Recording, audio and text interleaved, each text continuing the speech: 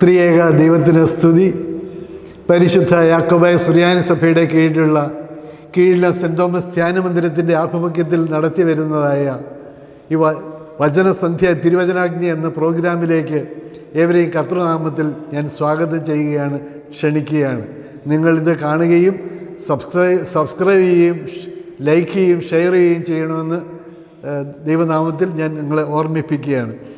ജനനമെന്ന 3 അക്ഷരത്തിൽ തുടങ്ങി മരണമെന്ന 3 അക്ഷരത്തിൽ അവസാനിപ്പിക്കേണ്ടതല്ല ജീവിതമെന്ന 3 അക്ഷരം. ഒരുവൻ ഇവിടെ മരിക്കരുത് എന്ന് ദൈവം ആഗ്രഹിക്കുന്നില്ല. ഇവിടെ ഒരുവൻ മരിക്കുമ്പോൾ സ്വർഗത്തിലൊരു ജനനം നടക്കണമെന്ന് ദൈവം ആഗ്രഹിക്കുകയാണ്. ക്രിസ്തീയ ജീവിതത്തിൻ്റെ അടിസ്ഥാനമെന്ന് പറയുന്നത് 3 പുസ്തകങ്ങളുടെ ഉള്ളടക്കമാണ്. ഒന്നാമത്തെ പുസ്തകം എന്ന് പറയുന്നത് 1189 അധ്യായങ്ങളും 31,173 വാക്യങ്ങളും 10,000-ലധികം സംഭവങ്ങൾ രേഖപ്പെടുത്തിയിരിക്കുന്ന ഈ ബൈബിളാണ്. ഇതിന് ഈ തിരുവെഴുത്താണ്. ഇത് ദൈവം മോശ മുഖാന്തിരം മനുഷ്യർക്ക് നൽകിയിട്ടുള്ളതാണ്. അത് ഇതിന് 24 വിശുദ്ധ ലൂക്കായുടെ സുവിശേഷം 24-ാം അധ്യായം അതിൻ്റെ 44 മുതൽ 48 വരെയുള്ള വാക്യങ്ങളിൽ നാം ഇങ്ങനെയാണ് വായിക്കുന്നത്. ഞാൻ പറഞ്ഞ വാക്ക് മോശയുടെ പുസ്തകത്തിലും ന്യായപ്രമാണ പുസ്തകത്തിലും പ്രവാചകത്തിലും സങ്കീർത്തനങ്ങളിലും എഴുതിയിരിക്കുന്നതൊക്കെ നിവൃത്തിയാകണമെന്ന്. സഹോദരങ്ങളെ, ഇവിടെ നാം ഓർക്കണം, ലൂക്കോസിന്റെ സുവിശേഷം 24-46 ക്രിസ്തു കഷ്ടം അനുഭവിക്കുകയും 3-ാം നാൾ മരിച്ചവരിൽ ഉയർത്തെഴുന്നേൽക്കുകയും വേണം എന്നുള്ളത് ദൈവത്തിൻ്റെ ഒരു പദ്ധതിയാണ്. അപ്പോൾ ഒന്നാമത്തെ പുസ്തകമെന്ന് പറയുന്നത് ഈ തിരുവെഴുത്തുകളാണ്, ദൈവത്തിൻ്റെ തിരുവെഴുത്തുകളാണ്. ഇതിൽ അന്വേഷിച്ച് നോക്കിയാൽ ഇല്ലാത്തതായിട്ട് ഒന്നുമില്ല. ഇന്ന് നമ്മൾ ഓരോ ദിവസവും പത്രമെടുത്ത് വായിക്കുമ്പോഴും ഈ ബൈബിളിൽ പറഞ്ഞിരിക്കുന്ന കാര്യങ്ങൾ പത്രത്തിൽ അങ്ങനെ തന്നെ അക്കമിട്ട് നിറവേറ്റപ്പെടുന്നതായിട്ട് നമുക്ക് കാണുവാനായിട്ട് കഴിയുന്നുണ്ട്. സഹോദരങ്ങളെ, അതായത് ഈ തിരുവചനത്തിൻ്റെ അടിസ്ഥാനത്തിൽ 4 കാര്യങ്ങൾ നാം ശ്രദ്ധിച്ചിരിക്കണം. തിരുവചനത്തിനെ ധ്യാനിക്കുമ്പോൾ 4 കാര്യങ്ങൾ ശ്രദ്ധിച്ചിരിക്കണം. അത് വിശുദ്ധ ലൂക്കായുടെ സുവിശേഷം 24-32 അവൻ തിരുവെഴുത്തുകളെ തെളിയിച്ചിരിക്കുമ്പോൾ നമ്മുടെ ഹൃദയം കത്തുന്നുണ്ടായിരുന്നല്ലോ. നമ്മുടെ ഹൃദയം കത്തുന്നതായ ഒരവസ്ഥ തിരുവചനങ്ങൾ നമ്മൾ ധ്യാനിക്കുമ്പോൾ ഹൃദയത്തിൽ ജ്വലിക്കുന്നതായ ഒരു അനുഭവം. അപ്പോൾ മാത്രമാണ് അതിനെ യഥാർത്ഥത്തിൽ ആസ്വാദ്യമായി ഭവിക്കുകയുള്ളൂ. രണ്ടാമത്തെ കാര്യമെന്ന് പറയുന്നത് ഈ വിശുദ്ധ ലൂക്കായുടെ സുവിശേഷം 24-30-31 വാക്യങ്ങളിൽ അവൻ അവരുമായി ഭക്ഷണത്തിരിക്കുമ്പോൾ അവൻ അവർക്ക് അപ്പം നോക്കിക്കൊടുത്തു, ഉടനെ അവരുടെ കണ്ണുകൾ തുറന്നു. അതേ സഹോദരങ്ങളെ, ദൈവത്തിൻ്റെ വചനം നമ്മൾ വായിക്കുമ്പോൾ നമ്മുടെ ആന്തരിക നയനങ്ങളെ തുറക്കണം. ആദ്യമേ ഞാൻ പറഞ്ഞു ഹൃദയത്തിൽ കത്തുന്നതായ ഒരനുഭവം. രണ്ടാമതായിട്ട് ഞാൻ പറഞ്ഞു അവരുടെ കണ്ണുകൾ തുറക്കുന്നതായിട്ടുള്ള ഒരനുഭവം. മൂന്നാമതായി ഞാൻ പറയുകയാണ് വിശുദ്ധ ലൂക്കായുടെ സുവിശേഷം 24-45 തിരുവെഴുത്തുകളെ തിരിച്ചറിയേണ്ടതിന് അവരുടെ ബുദ്ധിയെ തുറന്നു എന്ന്. അതായത് തിരുവചനങ്ങളെ തിരിച്ചറിയണമെങ്കിൽ, ഈ വിവേകത്തോടു കൂടി ഇതിനെ ഗ്രഹിക്കണമെങ്കിലോ നമ്മുടെ ബുദ്ധിയെ തുറക്കണം. നാലാമതായിട്ട് ഇനി പറയാനുള്ള, ദൈവം തന്നെ പത്രോസിൻ്റെ പ്രസംഗം കേൾക്കുന്ന സമയത്ത് ലുദിയ എന്ന് പറയുന്ന ഒരു ബാലികയുടെ കാര്യം പറയുന്നുണ്ട്. അവിടെ ഹൃദയത്തെ തുറന്നു, അവിടെ ബുദ്ധിയെ തുറന്നു എന്ന് അവിടെ പറയുകയാണ്. ദൈവം അവരുടെ ഹൃദയത്തെ തുറന്നു, വചനം ഗ്രഹിപ്പാനായി ഹൃദയത്തെ തുറന്നുവെന്ന്. തിരുവെഴുത്തുകളെ തെളിയിക്കുമ്പോൾ, തിരുവെഴുത്തുകളെ വായിക്കുമ്പോൾ ഈ 4 കാര്യങ്ങൾ ഒന്നാമതായിട്ട് ഹൃദയത്തിൽ കത്തുന്നതായ ഒരു അനുഭവം ഉണ്ടാകണം. രണ്ടാമതായിട്ട് അവരുടെ കണ്ണുകൾ തുറക്കുന്ന ഒരു അനുഭവം ഉണ്ടാകണം. മൂന്നാമതായി അവരുടെ ബുദ്ധിയെ തുറക്കുന്നതായ ഒരു അനുഭവം ഉണ്ടാകണം. നാലാമതായി അവരുടെ ഹൃദയത്തെ തുറക്കുന്നതായ ഒരു അനുഭവം ഉണ്ടാകണം. അങ്ങനെ അതായത് ആ 3 പുസ്തകത്തിൽ ഒന്നാമത്തെ പുസ്തകമാണ് തിരുവെഴുത്തുകളുടെ പുസ്തകം, ന്യായപ്രമാണ പുസ്തകം എന്ന് പറയുന്നത്. ന്യായപ്രമാണ പുസ്തകം എന്ന് പറയുന്നത്, സഹോദരങ്ങളെ, ഈ ജന്മം വിലയുള്ളതാക്കി നിങ്ങൾ മാറ്റണം. ഈ ദിവസത്തെ നിങ്ങൾ വിലയുള്ളതാക്കി മാറ്റണം. ദൈവം നമുക്ക് ഓരോ ദിവസവും 86,400 സെക്കൻഡ് വീതം തന്നിട്ടുണ്ട്. ആ 86,400 സെക്കൻഡ് എന്തെല്ലാം കാര്യത്തിന് വേണ്ടി വിനിയോഗിക്കുമെന്ന് ദൈവം കാതോർത്തിരിക്കുകയാണ്. അപ്പോൾ ഓർക്കുക, ഞാനും നിങ്ങളും യഥാർത്ഥത്തിൽ ദൈവത്തിൻ്റെ കാര്യത്തിന് വേണ്ടി, ദൈവിക കാര്യങ്ങൾക്ക് വേണ്ടി സമയം മാറ്റിവെക്കുമ്പോൾ അവയെ അവയെല്ലാം ഒരു പുസ്തകത്തിൽ രേഖപ്പെടുത്തി വയ്ക്കും. ആ പുസ്തകത്തിൻ്റെ പേരാണ് സ്മരണയുടെ പുസ്തകമെന്ന്. മാലാഖിയുടെ പുസ്തകം നമ്മൾ വായിക്കുമ്പോൾ 3-ാം അധ്യായം അതിൻ്റെ 16, 17, 18, 19 തിരുവചനങ്ങൾ നിങ്ങൾ വായിക്കുമ്പോൾ അവിടെ നാം വ്യക്തമായി പറയുകയാണ്, ദൈവത്തിൻ്റെ വചനം വ്യക്തമായി പറയുകയാണ്, സ്മരണയുടെ പുസ്തകത്തിൻ്റെ കുറിച്ച് പറയുക. പുസ്തകങ്ങൾ തുറന്നു അവിടെ 2 പുസ്തകത്തെക്കുറിച്ചും പറയുകയാണ്. ജീവൻ്റെ പുസ്തകമെന്ന് പറയുന്ന ഒരു പുസ്തകവും സ്മരണയുടെ പുസ്തകമെന്ന് പറയുന്നതായ ഒരു പുസ്തകത്തെക്കുറിച്ചും വെളിപ്പാട് പുസ്തകം 20:12 നമ്മൾ വായിക്കുകയാണ്. സഹോദരങ്ങളെ, ഇവിടെ നാം വായിക്കുന്നത് സ്മരണയുടെ പുസ്തകത്തിൽ മാലാഖി 3:16 യഹോവ ഭക്തന്മാർ അന്ന് തമ്മിൽ സംസാരിച്ചു. യഹോവ ശ്രദ്ധ വെച്ച് കേട്ടു. യഹോവ ഭക്തന്മാർക്കും അവൻ്റെ നാമത്തെ സ്മരിക്കുന്നവർക്കും വേണ്ടി അവൻ്റെ സന്നിധിയിൽ ഒരു സ്മരണ പുസ്തകം എഴുതി വെച്ചിരിക്കുന്നു. ഞാൻ ഉണ്ടാക്കുവാനുള്ള ദിവസം അവ നിങ്ങൾക്കൊരു നിക്ഷേപമായിട്ട് മാറുമെന്ന്. യഹോവ ഭക്തന്മാർക്കും അവൻ്റെ നാമത്തെ സ്മരിക്കുന്നവർക്കും വേണ്ടി അവൻ്റെ സന്നിധിയിൽ ഇതാ ഒരു സ്മരണ പുസ്തകം എഴുതി വെച്ചിരിക്കുന്നു. അത് യേശുവിൻ്റെ നാമത്തിൽ ഞാൻ നിങ്ങൾ ഒരു ഗ്ലാസ് വെള്ളം കുടിക്കാൻ കൊടുത്താലും അത് സ്മരണയുടെ പുസ്തകത്തിലുണ്ടാകും. യേശുവിൻ്റെ നാമത്തിൽ നിങ്ങൾ ഒരു പാപപ്പെട്ടവനെ സഹായിക്കുമ്പോൾ, അവനെ കരുതുമ്പോഴും സ്മരണയുടെ പുസ്തകത്തിലുണ്ടാകും. അതോടൊപ്പം തന്നെ യേശുവിൻ്റെ നാമത്തിൽ നിങ്ങൾ ഒരാളെ പ്രാർത്ഥിക്കാൻ കൊണ്ടുപോയാലും വിശുദ്ധ കുർബാനയിൽ പങ്കെടുപ്പിച്ചാലും സ്മരണയുടെ പുസ്തകത്തിലുണ്ടാകും. സഹോദരങ്ങളെ, ആരുമേതുമില്ലാത്ത ഒരാളെ ചെന്ന് അവരുടെ സങ്കടത്തിൽ ചെന്ന് കാണുന്നു, ഈ ലോകത്തല്ല കളങ്കം പറ്റാതെ തന്നെത്താൻ സൂക്ഷിക്കുന്നുമാകുന്നു യഥാർത്ഥ ഭക്തി എന്ന് യാക്കോബിൻ്റെ ലേഖനത്തിൽ നാം വായിക്കുകയാണ്. അപ്പോഴവർക്ക് ഈ ചെറിയവൽ ഒരുത്തനെ തുച്ഛീകരിപ്പാതിരിപ്പാൻ സൂക്ഷിച്ചു കൊള്ളുവിൻ, യഹോവയുടെ കണ്ണ് അവരെ ശ്രദ്ധിച്ചു കൊണ്ടിരിക്കുന്നു. അതുകൊണ്ട് സഹോദരങ്ങളെ, എന്നെ കേൾക്കുന്ന ദൈവവേദനെ ഓർത്തുകൊള്ളുക, ദൈവത്തിൻ്റെ നാമത്തെ സ്മരിക്കുന്നവർക്ക് വേണ്ടി അവൻ്റെ സന്നിധിയിൽ ഒരു സ്മരണ പുസ്തകം ഉണ്ടാക്കുകയും അവയെ വീണ്ടും ദൈവം ഉണ്ടാക്കുവാനുള്ള ദിവസം അവ നിങ്ങൾക്കൊരു നിക്ഷേപമായിട്ട് മാറുകയും ചെയ്യുമെന്ന് പറയുകയാണ്. വെളിപ്പാട് 20:12 ഇങ്ങനെയാണ് വായിക്കുന്നത്, മരിച്ചവർ ആഭാരവൃത്തം സിംഹാസനത്തിന് മുമ്പിൽ നിൽക്കുന്നത് കണ്ട് പുസ്തകങ്ങൾ തുറന്നു. ജീവൻ്റെ പുസ്തകമെന്ന മറ്റൊരു പുസ്തകവും തുറന്നു. പുസ്തകങ്ങൾ എഴുതിയിരിക്കുന്നതിന് തക്കവണ്ണം മരിച്ചവരുടെ പ്രവൃത്തികൾക്ക് അനുസരിച്ച് ന്യായവിധി ഉണ്ടായി. സമുദ്രം തന്നിൽ മരിച്ചവരെ ഏൽപ്പിച്ചു കൊടുത്തു, മരണവും പാതാളവും തന്നിലുള്ള മരിച്ചവരെ ഏൽപ്പിച്ചു കൊടുത്തു. ഓരോരുത്തരും അവനവൻ്റെ പ്രവൃത്തികൾക്ക് അനുസരിച്ച ന്യായവിധി ഉണ്ടായി എന്ന് വ്യക്തമായി പറയുകയാണ്. പുസ്തകങ്ങൾ തുറന്നു. 2 പുസ്തകത്തെക്കുറിച്ചാണ് പറഞ്ഞ്. 2 പുസ്തകത്തെക്കുറിച്ച്. ഒന്നാമത്തെ പുസ്തകം എന്ന് പറയുന്നത് അവിടെ സ്മരണയുടെ പുസ്തകത്തെക്കുറിച്ചാണ് പറഞ്ഞത്. അതാണ് നമ്മൾ പറഞ്ഞത്, ആ സ്മരണയുടെ പുസ്തകത്തിൽ എന്തെല്ലാം കാര്യങ്ങൾ ഈ ഭൂമിയിലിരുന്നു കൊണ്ട് നിങ്ങൾക്ക് എഴുതി പിടിപ്പിക്കാൻ പറ്റുമോ, നിങ്ങൾക്ക് രേഖപ്പെടുത്തിപ്പിക്കാൻ പറ്റുമോ? നിങ്ങളല്ല രേഖപ്പെടുത്തിപ്പിക്കാൻ പറ്റും. നിങ്ങൾ ഈ ചെറിയ പേരിൽ ഒരുത്തിന് യേശുവിൻ്റെ നാമം പറഞ്ഞു കൊടുക്കുമ്പോഴും, അതാണ് മത്തായിയുടെ സുവിശേഷം 5:19 നിങ്ങൾ മനുഷ്യരുടെ മുമ്പിൽ എന്നെ ഏറ്റുപറഞ്ഞാൽ സ്വർഗസ്ഥനായ പിതാവിൻ്റെ മുമ്പാകെ ഞാനും ഏറ്റുപറയുമെന്ന്. ഈ ചെറിയ കൽപ്പനകളൊന്ന് അഴിക്കുകയും മനുഷ്യരെ അങ്ങനെ തന്നെ പഠിപ്പിക്കുകയും ചെയ്യുന്നത് സ്വർഗരാജ്യത്തിൽ ഏറ്റവും ചെറിയവനെന്ന് വിളിക്കപ്പെടും. അവയെ ആചരിക്കുകയും പ്രമാണിക്കുകയും ചെയ്യുന്നവനോ സ്വർഗരാജ്യത്തിൽ ഏറ്റവും വലിയവനെന്ന് വിളിക്കപ്പെടുമെന്ന്. എന്നെ കേൾക്കുന്ന ദൈവ പൈതലെ ഓർത്തുകൊള്ളുക, ഈ ഭൂമിയിൽ ജീവിച്ചിരിക്കുമ്പോൾ തന്നെ നിങ്ങൾക്ക് സ്വർഗത്തിൽ നിക്ഷേപമുണ്ടാക്കുവാൻ ദൈവം ഒരുക്കുന്ന വലിയ അസുലഭ നിമിഷമാണ് ഈ ലോക ജീവിതമെന്ന് പറയുന്നത്. അത് നശിപ്പിച്ച് കളയുവാനുള്ളതല്ല, ഈ ജന്മം വിലയുള്ളതാക്കി മാറ്റണം. യേശുവിനെ പ്രതി എന്തെല്ലാം സഹിച്ചു, എന്തെല്ലാം ത്യജിച്ചു, യേശുവിനെ പ്രതി എന്തെല്ലാം ത്യജിച്ചു, എന്തെല്ലാം സഹിച്ചു എന്നുള്ളതാണ് ഈ ലോക ജീവിതത്തിൻ്റെ ആകത്തുക എന്ന് പറയുന്നത്. ഇവിടെ നാം വായിച്ചു, സ്മരണയുടെ പുസ്തകത്തിൽ നിങ്ങളുടെ പേരുകൾ എഴുതുവാൻ, നിങ്ങൾ ചെയ്തതായ മുഴുവൻ കാര്യങ്ങളെയും രേഖപ്പെടുത്തുവാൻ ഓരോ ദിവസവും 86,400 സെക്കൻഡ് ദൈവം നമ്മൾക്ക് നൽകിയിട്ട് നിങ്ങൾ എന്തെല്ലാം കാര്യത്തിന് വേണ്ടി, യേശുവിന് വേണ്ടി എന്തെല്ലാം കാര്യങ്ങൾ ചെയ്തു, നിങ്ങൾക്ക് വേണ്ടി എന്തെല്ലാം കാര്യങ്ങൾ ചെയ്തു, അത് ദൈവം കണക്കിടുകയല്ല. യേശുവിന് വേണ്ടി ചെയ്ത മുഴുവൻ കാര്യങ്ങളും ആ സ്മരണയുടെ പുസ്തകത്തിൽ ഉണ്ടാകും സഹോദരങ്ങളെ.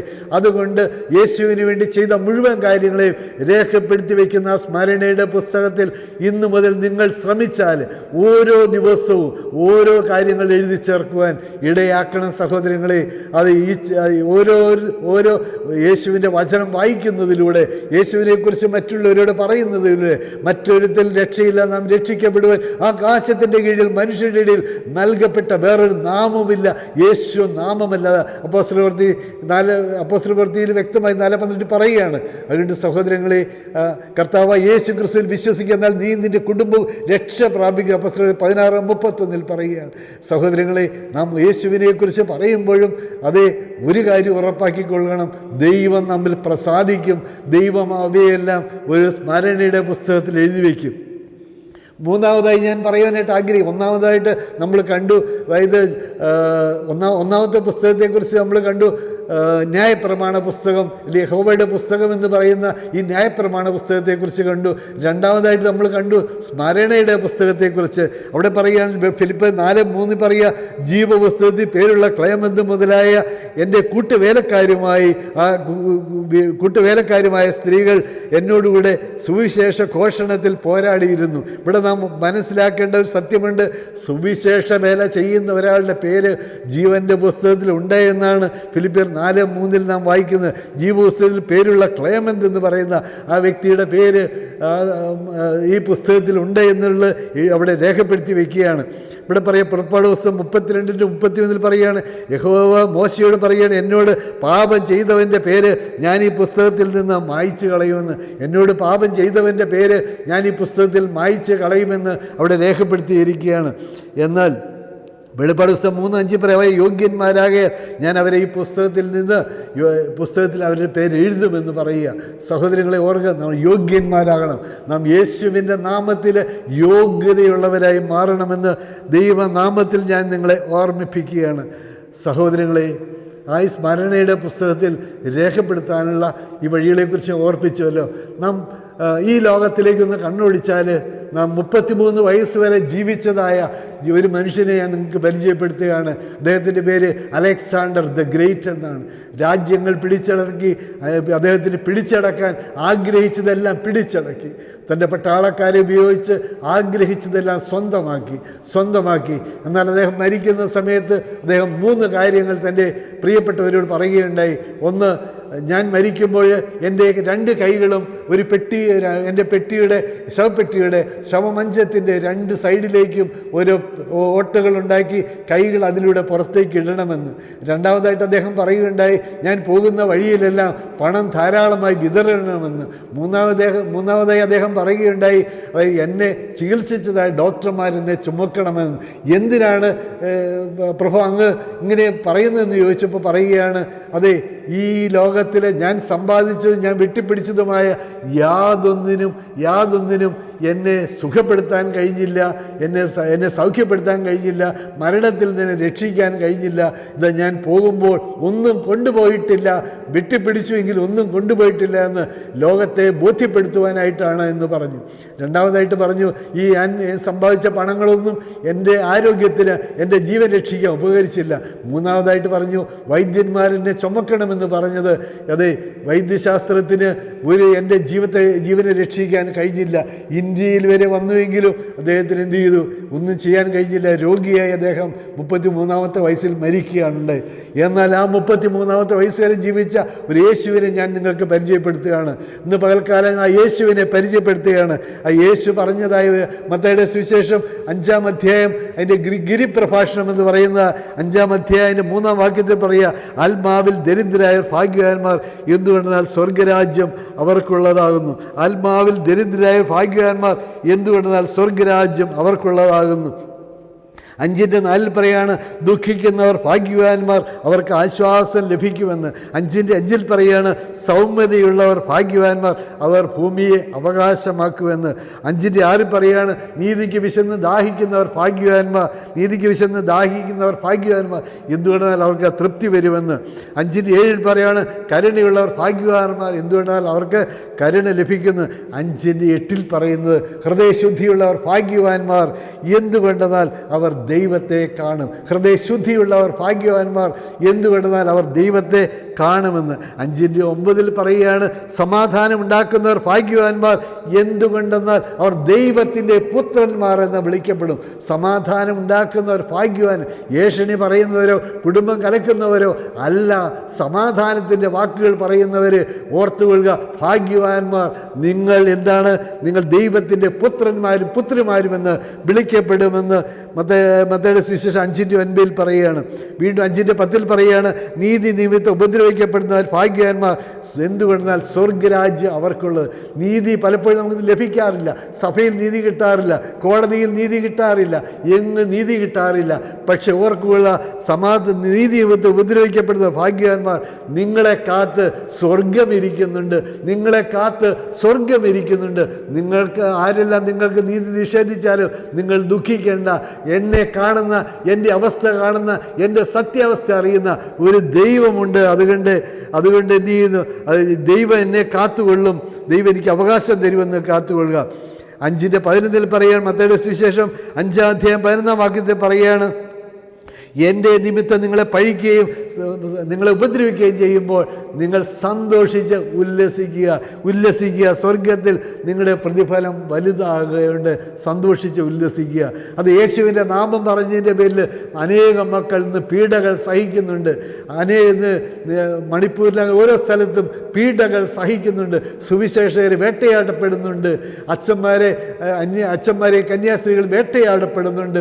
സഹോദരങ്ങളെ ഓർത്ത് വചനം പറയുകയാണ്, എൻ്റെ നിമിത്തം നിങ്ങളെ പഴിക്കുകയും ഉപദ്രവിക്കുകയും ചെയ്യുമ്പോൾ നിങ്ങൾ ഭയപ്പെടേണ്ട, സ്വർഗത്തിൽ നിങ്ങൾക്ക് പ്രതിഫലമുണ്ട് എന്ന്. ഒരുപക്ഷെ ചോദിക്കാൻ ഭൂമിയിൽ ആരും ഉണ്ടാകത്തില്ല. സ്വർഗത്തിലെ ദൈവമുണ്ട് എന്നുള്ള കാര്യത്തിൽ യാതൊരു സംശയവുമില്ല. കാലങ്ങളത് തെളിയിക്കുകയും. 5:19 പറയുകയാണ്, ആകയാൽ ഈ കൽപ്പനകളിലൊന്ന്, മത്തായിയുടെ സുവിശേഷം 5:19 പറയുക, ആകയാൽ ഈ കൽപ്പനകളിലൊന്ന് അഴിക്കുകയും മനുഷ്യരെ അങ്ങനെ തന്നെ പഠിപ്പിക്കുകയും ചെയ്യുന്നവൻ ഭാഗ്യവാൻ. സ്വർഗരാജ്യത്തിൽ അവൻ ചെറിയവനെന്ന് വിളിക്കപ്പെടും. അവയെ ആചരിക്കുകയും പ്രമാണിക്കുകയും ചെയ്യുന്നവൻ സ്വർഗരാജ്യത്തിൽ ഏറ്റവും വലിയവനെന്ന് വിളിക്കപ്പെടുമെന്ന്. സഹോദരങ്ങളെ ഓർത്തു നോക്കുക. ദൈവം പറയുകയാണ്, അതായത് ഈ വചനം ഒന്ന് അഴിക്കുകയും മനുഷ്യരെ അങ്ങനെ തന്നെ പഠിപ്പിക്കുകയും ചെയ്യുന്നവൻ സ്വർഗരാജ്യത്തിൽ ഏറ്റവും ചെറിയവനെന്ന് വിളിക്കപ്പെടും.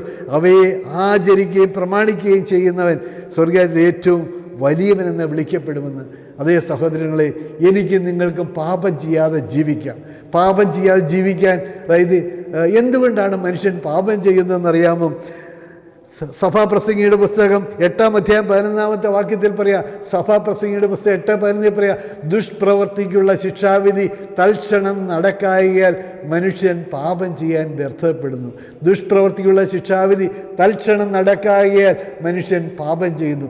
രണ്ടാമതായി മനുഷ്യൻ പാപം ചെയ്യാനുള്ള കാരണം സങ്കീർത്തനം 119:11 ഞാൻ നിന്നോട് പാപം ചെയ്യാതിരിക്കേണ്ടതിന് നിൻ്റെ വചനത്തെ എൻ്റെ ഹൃദയത്തിൽ സംഗ്രഹിക്കുന്നു. ഞാൻ നിന്നോട് പാപം ചെയ്യാതിരിക്കേണ്ടതിന് നിൻ്റെ വചനത്തെ ഞാൻ എൻ്റെ ഹൃദയത്തിൽ സംഗ്രഹിക്കുന്നു. മൂന്നാമതായിട്ട് പറയുകയാണ്, മർക്കോസിൻ്റെ സുവിശേഷം 12:24 നിങ്ങൾ തിരുവെഴുത്തുകളെയും ദൈവശക്തിയെയും അറിയായിക കൊണ്ടല്ലയോ തെറ്റിപ്പോകുന്നത്. നിങ്ങൾ തിരുവെഴുത്തുകളെയും ദൈവശക്തിയെയും അറിയായിക കൊണ്ടല്ലയോ തെറ്റിപ്പോകുന്നത്. നാലാമതായിട്ട് പറയുകയാണ്, യോഹന്നാന്റെ സുവിശേഷം 16:8 പറയുകയാണ്, അവൻ വന്ന് പാപത്തെക്കുറിച്ചും നീതിയെക്കുറിച്ചും ന്യായവിധിയെക്കുറിച്ചും ബോധ്യം നൽകും. അത് പരിശുദ്ധാത്മാവ് നമ്മുടെ ഉള്ളത്തിൽ വരുമ്പോൾ ഈ പാപത്തെക്കുറിച്ചും നീതിയെക്കുറിച്ചും ന്യായവിധിയെക്കുറിച്ചും നമുക്കൊരു ബോധ്യം നൽകുമെന്ന് ദൈവത്തിൻ്റെ പരിശുദ്ധാത്മാവ് ഓർമ്മിപ്പിക്കുകയാണ് സഹോദരങ്ങളെ. അതുകൊണ്ട് എന്നെ കേൾക്കുന്ന ദൈവം ഇതിനെ ഓർക്ക്, നമുക്ക് ദൈവത്തിൻ്റെ സന്നിധിയിൽ ഒരു വിശുദ്ധി വേണം. ഈ ജന്മം വിലയുള്ളതാക്കി മാറ്റണം. ഈ ഇന്നത്തെ ദിവസത്തെ വിലയുള്ളതാക്കി മാറ്റണം. അതിന് എനിക്ക് നിങ്ങൾക്ക് ചെയ്യാൻ പറ്റുന്നൊരു കാര്യമുണ്ട്. യേശുവിൻ്റെ സന്നിധിയിൽ ഒരു തുറന്ന പുസ്തകമായി, ദൈവമേ എനിക്കൊന്നും അറിയില്ല, ദൈവമേ ഞാനൊരു പാപിയാണ്, എൻ്റെ പാപങ്ങൾ നിരവധിയാണ്, ക്ഷമിച്ചു തരണം ദൈവമേ, ഞാൻ നിൻ്റെ യേശു ക്രിസ്തുവിൽ വിശ്വസിക്കുന്നു എന്ന് പറയുന്ന നിമിഷത്തിൽ നിൻ്റെ ജീവിതത്തിൽ നടക്കുന്നതായ ഒരു വലിയ കാര്യമുണ്ട്. എന്താണെന്ന് അറിയാമോ? യേശുവിൽ നീ വിശ്വസിക്കുമ്പോൾ നിൻ്റെ പാപം നിന്നോടുകൂടെ അടക്കപ്പെടുകയും യേശു മരിച്ച് മൂന്നാം നാൾ ഉയർത്തെഴുന്നേറ്റതുപോലെ നീ വീണ്ടും ഒരു പുതിയ മനുഷ്യനായി ഉയർത്തെഴുന്നേൽക്കുകയും ചെയ്യുകയാണ്. അതാണ് കൊലോസ്യർ 2:14 അതിക്രമങ്ങളാലും പാപങ്ങളാലും മരിച്ചുവരായിരുന്ന നമ്മെ അവനോടുകൂടെ അവൻ ഉയർത്തെഴുന്നേൽപ്പിച്ചു, അവൻ ക്രൂശിന്മേൽ ജയോത്സവം കൊണ്ടാടി എന്ന് പറഞ്ഞിട്ടുള്ളത്. അതുകൊണ്ട് സഹോദരങ്ങളെ, കൊലോസ്യർ 2:14 ക്രൂശിന്മേൽ യേശു ജയോത്സവം കൊണ്ടായി. ഞാനും നിങ്ങളും നാളിതുവരെ ഒരു കൽപ്പന പോലും അനുസരിക്കാൻ കഴിയാത്തവരാണ് ഞാനും നിങ്ങളും. എന്നാൽ എനിക്ക് വേണ്ടി എൻ്റെ യേശു എല്ലാ കൽപ്പനകളും പാലിച്ച് അനുസരിച്ച് അതിൻ്റെ മേലെല്ലാം നിവൃത്തി വരുത്തിയിട്ടുണ്ടെന്ന് ഞാൻ വിശ്വസിക്കുമ്പോൾ, ആ വിശ്വാസത്താൽ, ആ യേശു ക്രിസ്തുവിലുള്ള വിശ്വാസത്താൽ നീ നീതീകരിക്കപ്പെടുകയാണ് ചെയ്യുന്നത്. മൂന്നാമതായി സഹോദരങ്ങളെ നിങ്ങൾ പറയാനുള്ളത്, അതായത് ഞാൻ പറഞ്ഞു ക്രിസ്തീയ ജീവിതത്തിൻ്റെ അടിസ്ഥാനമെന്ന് പറയുന്നത് 3 പുസ്തകങ്ങളാണ്. ഒന്നാമതായിട്ട് ന്യായപ്രമാണ പുസ്തകം, അല്ലെങ്കിൽ ന്യായപ്രമാണ പുസ്തകം എന്നുള്ള പുസ്തകം. രണ്ടാമതായി ഞാൻ നിങ്ങളോട് പറഞ്ഞത് സ്മരണയുടെ പുസ്തകത്തെക്കുറിച്ചാണ്. മൂന്നാമതായി എനിക്ക് നിങ്ങളോട് പറയാനുള്ളത് ജീവൻ്റെ പുസ്തകം എന്ന് പറയുന്ന 3ാമത്തെ പുസ്തകത്തെക്കുറിച്ചാണ്. ഓരോ ക്രിസ്തീയ ജീവിതത്തിൻ്റെയും അടിസ്ഥാനം ഈ 3 പുസ്തകങ്ങളാണ്. ക്രിസ്തീയ ജീവിതത്തിൻ്റെ അടിസ്ഥാനം 3 പുസ്തകങ്ങളാണ്. ഒരിക്കൽ കൂടി ഞാൻ പറയുകയാണ്. ഒന്ന് ന്യായപ്രമാണ പുസ്തകം, ദൈവം മോശ മുഖാന്തരം നൽകിയതായ ആ പുസ്തകം ന്യായപ്രമാണ പുസ്തകം, ഈ തിരുവെഴുത്തുകൾ. രണ്ടാമത്തെ പുസ്തകം എന്ന് പറയുന്നത് സ്മരണയുടെ പുസ്തകം. യേശുവിൻ്റെ നാമത്തിൽ ഞാൻ നിങ്ങൾ എന്തെല്ലാം ചെയ്യുന്നു അവയെല്ലാം റെക്കോർഡ് ചെയ്ത് രേഖപ്പെടുത്തുന്ന പുസ്തകങ്ങളാണ്. അതിനനുസരിച്ച് ന്യായവിധിയാണ് എന്ന് വ്യക്തമായി വെളിപാട് ദിവസം 20:12 പറഞ്ഞിട്ടുണ്ട്. മൂന്നാമത്തെ പുസ്തകമാണ് നിങ്ങളുടെ മുമ്പിൽ പരിചയപ്പെടുത്തുന്നത്, ഏറ്റവും പരമപ്രധാനമായിട്ടുള്ള പുസ്തകം. ആ പുസ്തകത്തിൻ്റെ പേരാണ് ജീവൻ്റെ പുസ്തകം. വെളിപാട് പുസ്തകം 20-ാം അധ്യായം 15-ാമത്തെ വാക്യത്തിൽ നാം ഇങ്ങനെയാണ് വായിക്കുന്നത്: ജീവപുസ്തകത്തിൽ പേരെഴുതി കാണാത്ത ഏവനെയും തീ പൊയ്കയിൽ തള്ളിയിടുമെന്ന്. ജീവപുസ്തകത്തിൽ പേരെഴുതി കാണാത്ത ഏവനെയും തീ പൊയ്കയിൽ തള്ളിയിടുമെന്ന്. അതേ സഹോദരങ്ങളെ, ജീവൻ്റെ പുസ്തകത്തിൽ എനിക്ക് നിങ്ങൾക്കും പേരുണ്ടാകണം. ജീവൻ്റെ പുസ്തകത്തിൽ പേരുണ്ടാകണമെങ്കിൽ ഞാനും നിങ്ങളും യേശുവിനെ, എനിക്ക് വേണ്ടി, എൻ്റെ പാപങ്ങൾക്ക് വേണ്ടി ജനിച്ച് കഷ്ടമനുഭവിച്ച് മരിച്ച് അടക്കപ്പെട്ട് ഉയർത്തെഴുന്നേറ്റ യേശു ക്രിസ്തുവിനെ ഞാനും നിങ്ങളും നാഥനും രക്ഷകനും വീണ്ടെടുപ്പുകാരനുമായി സ്വീകരിക്കണം. അപ്പോഴാണ് യേശു നമ്മുടെ പേര് ജീവൻ്റെ പുസ്തകത്തിൽ എഴുതുന്നത്. അതിനേക്കാൾ ഉപരിയായി സഹോദരങ്ങളെ, ഞാനും നിങ്ങളും വിലയുള്ളതായി മാറണം. ജീവൻ്റെ പുസ്തകത്തിൽ പേരുള്ളതായി മാറുമ്പോൾ നിങ്ങൾ വിലയുള്ളതായി മാറി. ഈ ജന്മം വിലയുള്ളതായി മാറി. അതുവരെയും നിങ്ങൾ ഒരുപക്ഷെ, ഞാൻ പറഞ്ഞല്ലോ, അതായത് ഈ ലോകം പിടിച്ചടക്കിയതായി ഈ ലോകത്തിലെ മുഴുവൻ കാര്യങ്ങൾ ചെയ്യ അലക്സാണ്ടറിന് ഒന്നും ചെയ്യാൻ പറ്റിയില്ലല്ലോ. ഞാൻ പോകുമ്പോൾ ഒന്നും കൊണ്ടുപോകുന്നില്ല എന്ന് ആ മകൻ പറഞ്ഞുവെങ്കിൽ, ഇതാ യേശുവിനെ സ്വീകരിച്ച മകന് പറയാൻ പറ്റും, ഞാൻ പോകുന്നത് എൻ്റെ യേശുവിനെയും കൊണ്ടാണ് പോകുന്നത്, സ്വർഗരാജ്യത്തിലേക്കാണ് പോകുന്നതെന്ന് ആ മകന് പറയുവാൻ കഴിയുമായിരുന്നു. അതാണ് യോഹന്നാന്റെ സുവിശേഷം 14-ാം അധ്യായം 1-2 വാക്യത്തിൽ, നിങ്ങളുടെ ഹൃദയം കലങ്ങിപ്പോകേണ്ട, ദൈവത്തിൽ വിശ്വസിപ്പീൻ, എന്നിൽ വിശ്വസിപ്പീൻ, എൻ്റെ പിതാവിൻ്റെ ഭവനത്തിൽ അനേകം വാസസ്ഥലമുണ്ട്, ഇല്ലെങ്കിൽ ഞാൻ നിങ്ങളോട് പറയുമായിരുന്നു, ഞാൻ നിങ്ങൾക്ക് സ്ഥലം ഒരുക്കാൻ പോകുന്നു, ഞാൻ പോയി നിങ്ങൾക്ക് സ്ഥലം ഒരുക്കാൻ ഞാൻ ഇരിക്കുന്നിടത്ത് നിങ്ങളെയും ഇരുത്താമെന്ന് ദൈവം വാക്ക് തന്നിട്ടുണ്ട്. ദൈവം തന്ന വാക്കാണ്, ഞാൻ നിങ്ങൾക്കൊരു സ്ഥലം ഒരുക്കാൻ പോകുന്നു. മാത്രമല്ല, യോഹന്നാന്റെ സുവിശേഷം 3:16 പറയാണ്, തൻ്റെ ഏകജാതനെ പുത്രനെ വിശ്വസിക്കുന്ന ഏവനും നശിച്ചു പോകാതെ നിത്യജീവൻ പ്രാപിക്കേണ്ടതിന് ദൈവം അവനെ നൽകുവാൻ തക്കവണ്ണം ലോകത്തെ സ്നേഹിച്ചു എന്ന്. സഹോദരങ്ങളെ, നമ്മെ 2 അതിഥി കാത്തിരിക്കുന്നുണ്ട്, സ്വർഗം അല്ലെങ്കിൽ നരകം. നമുക്ക് ഇഷ്ടമുള്ളത് തീരുമാനിക്കാം, എവിടെ പോകണം, എങ്ങനെ പോകണമെന്ന്. അതാണ് എബ്രായ ലേഖനം 9:27 പറയാണ്, ഒരിക്കൽ മരിക്കുകയും പിന്നെ ന്യായവിധിയും ദൈവം മനുഷ്യർക്ക് നിയമിച്ചിരിക്കുക. ഒരിക്കലൊരു മരണമുണ്ട്, മരണശേഷം ഒരു ജീവിതമുണ്ട്, അത് യേശുവിനോടുകൂടെ. സഹോദരങ്ങളെ, ഡോക്ടർ വില്യംസ്, അതായത് ഡോക്ടേഴ്സിനെ പഠിപ്പിച്ചുകൊണ്ടിരുന്ന ഡോക്ടർമാരുടെ ഡോക്ടർ എന്ന് കാലിഫോർണിയ യൂണിവേഴ്സിറ്റിയിലെ ഡോക്ടർമാരുടെ ഡോക്ടറായ ഡോക്ടർ ഉണ്ടായിരുന്നു. അദ്ദേഹത്തിൻ്റെ ജീവിതത്തിൽ അദ്ദേഹം വലിയ കാര്യങ്ങൾ ചെയ്ത്, വലിയ കണ്ടുപിടുത്തങ്ങൾ ചെയ്ത് അനേകം ജൂനിയർ ഡോക്ടർമാരെല്ലാം ഉണ്ടായിരുന്നു. എന്നാൽ ഒരു ദിവസം ബാത്റൂമിൽ കുളിച്ചുകൊണ്ടിരുന്ന സമയത്ത് പെട്ടെന്ന് അദ്ദേഹം കുഴഞ്ഞു വീണ് അവിടെ വീഴുകയാണ് ഉണ്ടായത്. അദ്ദേഹത്തെ ഉടനെ തന്നെ ആളുകളെല്ലാം എടുത്ത് ICUയിൽ കൊണ്ടുപോയി നടത്താവുന്ന മുഴുവൻ ചികിത്സകളും നടത്തി, മാനിറ്റോൾ എന്ന് പറയുന്ന ഇഞ്ചക്ഷൻ കയറ്റി, അങ്ങനെ ഓരോ ഇഞ്ചക്ഷൻ കയറ്റി അതിൻ്റെ എല്ലാത്തിനും ചെയ്യാവുന്ന മുഴുവൻ ചികിത്സകളും കൊടുത്തു. പക്ഷേ ആഴ്ചകൾ കഴിഞ്ഞു, മാസങ്ങൾ കഴിഞ്ഞു, യാതൊരു റിക്കവറിയുമില്ല. അങ്ങനെ ഇരുന്ന സമയത്ത് ദൈവമേ, എൻ്റെ ജീവിതം വൃഥാവായി പോയല്ലോ. ദൈവമേ, എനിക്ക് വേണ്ടി പ്രാർത്ഥിക്കുമെന്ന് അദ്ദേഹത്തിന് ഉള്ളിൻ്റെ ഉള്ളിൽ തോന്നലുണ്ടായി. എന്താണ് അങ്ങനെ വരാൻ കാരണമെന്നറിയാമോ? അദ്ദേഹം നിരീശ്വരവാദികളെയും മറ്റുള്ള വിശ്വാസികളുമായ ഡോക്ടേഴ്സ്, ജൂനിയർ ഡോക്ടേഴ്സ് അദ്ദേഹത്തോട് ഒരിക്കലും ചോദ്യം ചോദിച്ചു. ഡോക്ടറെ, ദൈവത്തിലുള്ള വിശ്വാസം മിഥ്യയോ സത്യമോ എന്ന് ചോദിച്ചു. മിഥ്യയാണോ സത്യമാണോ എന്ന് ചോദിച്ചു. അദ്ദേഹം ആ ജൂനിയർ ഡോക്ടേഴ്സിനോട് പറഞ്ഞൊരു മറുപടിയുണ്ട്. ഇപ്പോൾ ഭൂമിയിൽ വെച്ച് സുഖമായി അടിച്ചു പൊളിച്ച് ജീവിച്ചു കൊള്ളുക. പിന്നത്തെ കാര്യം നിങ്ങൾക്ക് അറിയാൻ മേലല്ലോ. അതുകൊണ്ട് നിങ്ങൾ ഈ ഭൂമിയിൽ വെച്ച് ജീവിക്കാവുന്നിടത്തോളം കാലം അടിച്ചു പൊളിച്ച് ജീവിച്ചോളാൻ പറഞ്ഞു. അങ്ങനെ ഒരു ഇത് പറഞ്ഞു. ചില ക്രിസ്തു വിശ്വാസികളിൽ അദ്ദേഹം ചില വേദനകൾ കൊടുക്കുകയുണ്ടായി. അപ്പം ഞങ്ങൾ വിശ്വസിച്ച മുഴുവൻ വെറുതെയായി പോയല്ലോ എന്ന് ഉള്ളിൻ്റെ ഉള്ളിൽ തോന്നി. ഉള്ളിൻ്റെ ഉള്ളിൽ അവർ യേശുവിനോട് പറഞ്ഞു. എന്നാൽ അതിനൊരു മറുപടി അദ്ദേഹത്തിന് കിടക്കയിൽ കിടന്ന് അദ്ദേഹത്തിന് മറുപടി ദൈവം കൊടുക്കുകയാണ്. ആരെനിക്ക് വേണ്ടി ഒന്ന് പ്രാർത്ഥിച്ചിരുന്നെങ്കിൽ അദ്ദേഹം ഇങ്ങനെ തോന്നിക്കുകയാണ്. അങ്ങനെ ഇരുന്നപ്പോൾ ഭവന സന്ദർശനത്തിനായി ഒരു വൈദികൻ അദ്ദേഹത്തിൻ്റെ വീട്ടിലേക്ക് വരികയും ഞാൻ ഇന്ന് പ്രാർത്ഥിച്ചോട്ടെ എന്ന് ചോദിച്ചപ്പോൾ പ്രാർത്ഥിച്ചു കൊള്ളുവാനായിട്ട് പറയുകയും അദ്ദേഹത്തിന് വേണ്ടി അങ്ങനെ പ്രാർത്ഥിക്കുകയും ചെയ്തു. അങ്ങനെ പ്രാർത്ഥിച്ചു കഴിഞ്ഞപ്പോൾ ഒരു ആഴ്ചകൾ കഴിഞ്ഞപ്പോൾ അദ്ദേഹം ഒരു കാഴ്ച കാണുക. യേശു അദ്ദേഹത്തിൻ്റെ മുറിയിലേക്ക് വരികയും അദ്ദേഹത്തെ തൊട്ട് സൗഖ്യപ്പെടുത്താനായിട്ട് അദ്ദേഹത്തിന് തോന്നി. ഇത് ശരിയാണെന്നറിയാം. അദ്ദേഹം കട്ടിലിൽ നിന്ന് ചാടി എഴുന്നേക്കാൻ നോക്കി. സുഖമായിട്ട് എഴുന്നേറ്റു, നടന്നു, അടുക്കളയിൽ ചെന്നു, ഭാര്യയെ കണ്ടു, എല്ലാവരും അടുക്കൽ ചെന്ന് വർത്തമാനം പറഞ്ഞു. ആർക്കും വിശ്വസിക്കാൻ കഴിഞ്ഞില്ല. അദ്ദേഹം പറഞ്ഞൊരു കാര്യമുണ്ട്. അതായത് എൻ്റെ യേശു എൻ്റെ മുറിയിൽ വന്ന് എന്നെ തൊട്ടു. അദ്ദേഹം എഴുതിയൊരു പുസ്തകത്തിൻ്റെ പേരാണ് ആത്മാക്കളുടെ രോദനം എന്ന് പറയുന്ന പുസ്തകം. അതിൽ 3 കാര്യങ്ങളാണ് പ്രവചിച്ചിട്ടുള്ളത്. ഒന്ന്, അതായത് എനിക്ക് ചെയ്യാമായിരുന്ന ഒത്തിരി കാര്യങ്ങളുണ്ടായിരുന്നു, അത് ചെയ്യാൻ കഴിഞ്ഞിട്ടില്ലല്ലോ. അത് എനിക്ക് ഉപേക്ഷിക്കാമായിരുന്ന ഒത്തിരി കാര്യങ്ങളുണ്ടായിരുന്നു, അത് ഉപേക്ഷിക്കാൻ കഴിഞ്ഞിട്ടില്ലല്ലോ. 3, ഇനി എൻ്റെ ആത്മാവിന് വേണ്ടി എനിക്ക് എന്ത് ചെയ്യാൻ പറ്റുമെന്ന്. സഹോദരങ്ങളെ, ഇന്ന് ഈ വൈകിയ വേളയിൽ ഞാൻ നിങ്ങളോട് പറയുന്ന ഇതേ ഉള്ളൂ. അതെ, ദൈവം തന്നിട്ടുള്ള അസുലഭമായ നിമിഷം അത് മറ്റൊന്നിനുമല്ല. ആരെനിക്ക് വേണ്ടി പോകും? ദൈവത്തിന് വേണ്ടി ആര് നിൽക്കും? ആര് ദൈവത്തിന് വേണ്ടി സാക്ഷ്യത്തോടെ നിൽക്കാൻ പറ്റും? ഈ ആത്മാക്കളുടെ രോദനത്തിൻ്റെ ഓതറായ ആ ഡോക്ടർ പറയുകയാണ്, അദ്ദേഹം പറയുകയാണ്, എനിക്ക് ഉപേക്ഷിക്കാമായിരുന്ന ഒത്തിരി തിന്മയുണ്ടായിരുന്നു, അത് ഉപേക്ഷിക്കാൻ കഴിഞ്ഞില്ലല്ലോ. എനിക്ക് ചെയ്യാമായിരുന്ന ഒത്തിരി നന്മയുണ്ടായിരുന്നു, അത് ചെയ്യാൻ കഴിഞ്ഞില്ലല്ലോ. ഇനി എൻ്റെ ആത്മാവിന് വേണ്ടി എനിക്ക് എന്ത് ചെയ്യാൻ പറ്റും?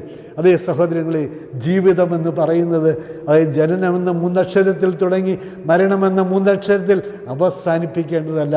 ജീവിതമെന്ന 3 അക്ഷരം, അതായത് ബർത്തിൻ്റെയും ഡെത്തിൻ്റെയും നടുവിലുള്ള ബിയുടെയും ഡിയുടെയും നടുവിലുള്ള സി ആണ് ചോയ്സ് ഓഫ് ലൈഫ്.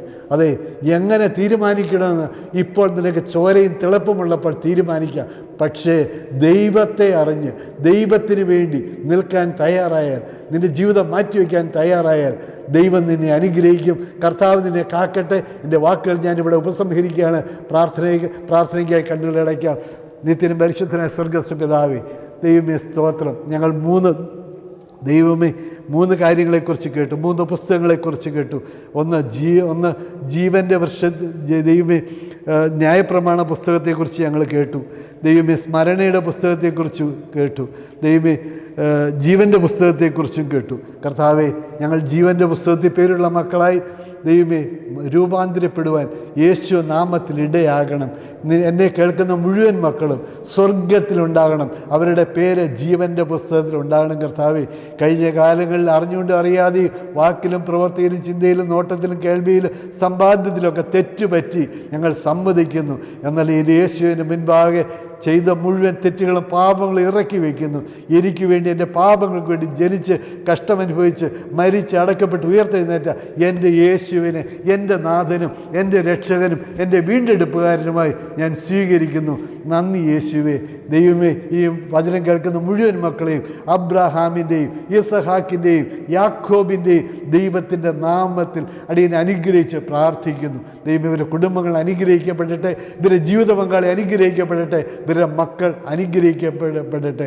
ദൈവമേ, കേൾക്കുന്ന മുഴുവൻ മക്കളും ദൈവമേ ഇത് സബ്സ്ക്രൈബ് ചെയ്യാനും ഷെയർ ചെയ്യുവാനും ലൈക്ക് ചെയ്യാനും യേശു നാമത്തിൽ ഇടയാകട്ടെ. അവരുടെ കുടുംബങ്ങൾ അനുഗ്രഹിക്കപ്പെടട്ടെ.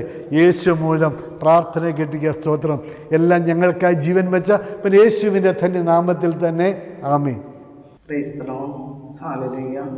കർത്താവിൽ എത്രയും സ്നേഹമുള്ള ദൈവമക്കളെ, ഇന്ന് ദൈവത്തിൻ്റെ വിലയേറിയ ദാസൻ ജോഷി ബ്രദറിലൂടെ ദൈവത്തിൻ്റെ ആത്മാവ് ശക്തമായി വചനം നമ്മോട് പറഞ്ഞു.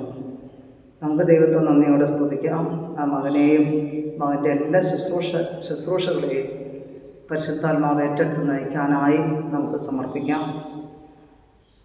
1 തെസ്സലോനിക്കയിലെ 4:16-17 കർത്താവ് തൻ ഗംഭീരനാദത്തോടും പ്രധാന ദൂതൻ്റെ ശബ്ദത്തോടും ദൈവത്തിൻ്റെ കാഹളത്തോടും കൂടെ മധ്യാകാശത്ത് എഴുന്നള്ളി വരുമ്പോൾ ദൈവമക്കളെ, നമ്മളാരും നഷ്ടപ്പെട്ടു പോകാൻ ഇടവരാതെ കർത്താവിനോടുകൂടെ സ്വർഗീയ മണവാളനോടുകൂടെ ചേരുവാൻ ഇന്നത്തെ വചനക്കേൾവി മുഖാന്തരമായി തീരട്ടെ എന്ന് പ്രാർത്ഥിക്കുന്നു. ദൈവമക്കളെ, നമ്മുടെ ധ്യാനകേന്ദ്രത്തിലെ എല്ലാ ശുശ്രൂഷകളെയും ഓർത്ത് നിങ്ങൾ പ്രാർത്ഥിക്കുന്നുണ്ടെന്നറിയാം.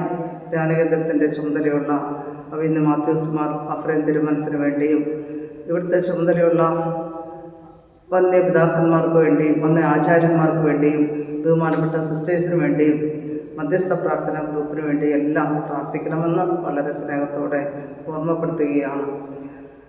അടുത്ത മാസം ഓഗസ്റ്റ് മാസം 6-ാം തീയതിയാണ് ആന്തരിക സൗഖ്യ ധ്യാനം. ആ ധ്യാനത്തിന് വേണ്ടി നമുക്ക് പ്രാർത്ഥിക്കാം.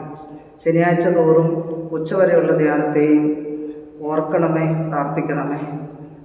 ഗൂഗിൾ മീറ്റിലെ ബൈബിൾ ക്ലാസ്, ബൈബിൾ സ്റ്റഡി, വചന ധ്യാനം, യൂട്യൂബിലെ തിരുവചനാഗ്നി ധ്യാനം, എവൻഗേലിയൻ സന്ദേശം എല്ലാം ദൈവകരങ്ങളിലേക്ക് സമർപ്പിച്ച് നമുക്ക് പ്രാർത്ഥിക്കാം. ദൈവമക്കളെ, ഇന്നത്തെ ഈ തിരുവചനാഗ്നി ധ്യാനം സ്പോൺസർ ചെയ്തിരിക്കുന്നത് എൽദോ നിധ ദമ്പതികളാണ്. അവർ ഓസ്ട്രേലിയയിലാണ്. ദൈവം അവരെ അളവില്ലാതെ അവരുടെ നല്ല ആവശ്യങ്ങളിൽ കൂടെ ഇരുന്ന് അനുഗ്രഹിക്കാനായിട്ട് സമർപ്പിച്ച് പ്രാർത്ഥിക്കാം. എല്ലാം കർത്താവിൻ്റെ ക്രൂശിൻ്റെ ചുവട്ടിൽ സമർപ്പിക്കുന്നു. പിതാവിൻ്റെയും പുത്രൻ്റെയും പരിശുദ്ധ റൂഹായുടെയും നാമത്തിൽ തന്നെ ആമേൻ. പിതാവാം ദൈവത്തിൻ്റെ സ്നേഹവും ഏകജാതനായ പുത്രൻ്റെ കൃപയും പരിശുദ്ധ റൂഹായുടെ സംബന്ധവും സഹവാസവും നാം എല്ലാവരോടുകൂടെയും നമ്മിൽ നിന്ന് വാങ്ങിപ്പോയോടുകൂടെയും ഇന്നും എന്നാളും ഉണ്ടായിരിക്കുമാറാകട്ടെ. ആമേൻ.